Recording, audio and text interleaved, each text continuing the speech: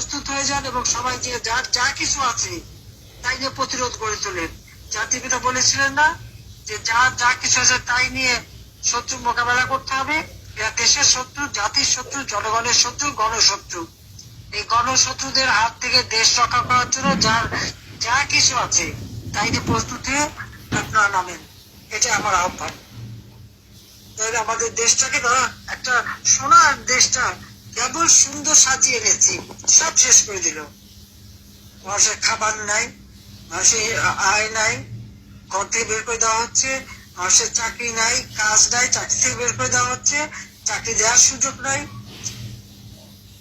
এই অবস্থায় তো চলতে দেওয়া যায় না। লাখো শহীদের রক্তের বিনিময়ে আমরা ঈশ্বর দেশ পেয়েছি। পরাজিতদের পা চাপতে না, বিজয়ী জাতি হিসেবে মাথা উঁচু করে চলতে, এটা মনে রাখবেন। আর সেটা মনে রেখেই এদের হাত থেকে দেশ রক্ষা করেন। আর ওই টুপি পায়ে কারা যায় সেটা খোঁজ রাখেন, তারপরে সেখানে সবাই যে প্রতিরোধ গড়ে তোলেন।